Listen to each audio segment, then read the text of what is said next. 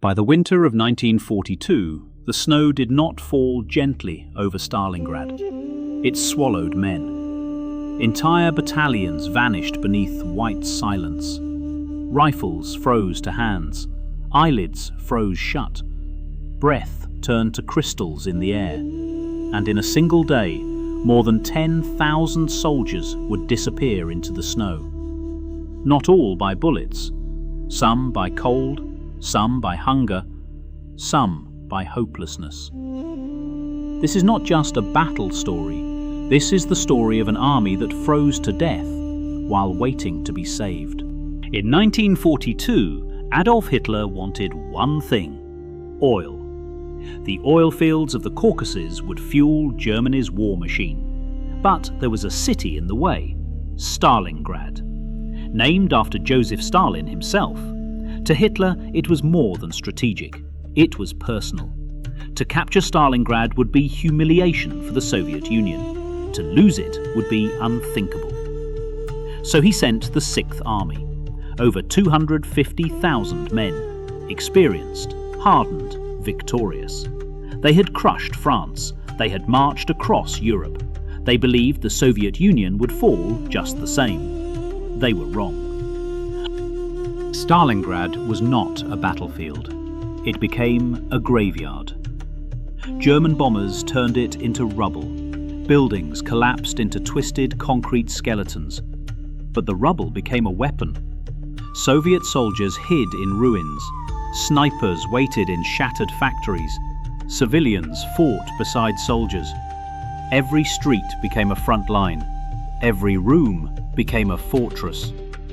It was called Rattenkrieg, Rat War. Fighting at 10 meters, sometimes closer. No clear lines, no safe ground. At night, temperatures dropped below freezing. At daybreak, the snow turned red. And still the Germans pushed forward, slowly, painfully, until they reached the Volga River. They believed victory was close, but winter was coming. On November 19th, 1942, the sky exploded. The Red Army launched Operation Uranus, but they did not attack the city. They attacked the flanks. The German Sixth Army's sides were defended by weaker Romanian forces. Within days, the Soviet pincers closed. The trap was sealed. 250,000 German soldiers were surrounded, cut off. No retreat, no reinforcements, just snow, and enemies on all sides. General Friedrich Paulus requested permission to break out. Hitler refused. "You will hold Stalingrad." He promised air supply. He promised rescue. He promised survival. But promises freeze quickly in Russian winter. Hermann Goering assured Hitler the Luftwaffe could supply the trapped army by air. They needed 700 tons per day. They received sometimes less than 100. Planes crashed in snowstorms. Runways disappeared under ice. Fuel froze inside barrels. Food rations were cut, then cut again, then cut again. A soldier's daily ration became one slice of bread, some horse meat, sometimes nothing. Men boiled leather belts for soup. They ate frozen potatoes meant for animals. They shot horses not for cavalry, but for meat. And still, the cold worsened. Minus 30 degrees Celsius. Fingers blackened. Toes turned numb. Frostbite spread faster than bullets. And rescue never came. January 1943. The Soviets launched their final assault. Artillery thundered day and night. The starving German lines collapsed sector by sector. In one brutal 24-hour period, over 10,000 men were lost.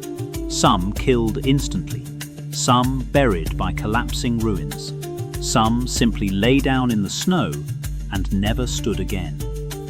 Witnesses described rows of frozen bodies upright in trenches, rifles still in hand, eyes open, white frost covering their faces like masks. Hospitals had no morphine, no bandages. Wounded men froze before surgeons could operate. The Sixth Army was no longer an army, it was a frozen mass of ghosts. January 30th, 1943. Hitler promoted Paulus to Field Marshal. No German Field Marshal had ever surrendered. It was a message: D, but do not surrender. 2 days later, Paulus surrendered anyway. Around 91,000 men went into Soviet captivity. Only about 5,000 would ever return home. The rest died in labor camps, or from disease, or from starvation. The once mighty Sixth Army was gone, not defeated in glory, but erased in snow. When the guns stopped, Stalingrad was silent. Over 2 million casualties, military and civilian. One of the deadliest battles in human history. The snow eventually melted, but beneath it lay thousands who never left. The day 10,000 soldiers vanished in the snow was not just a moment.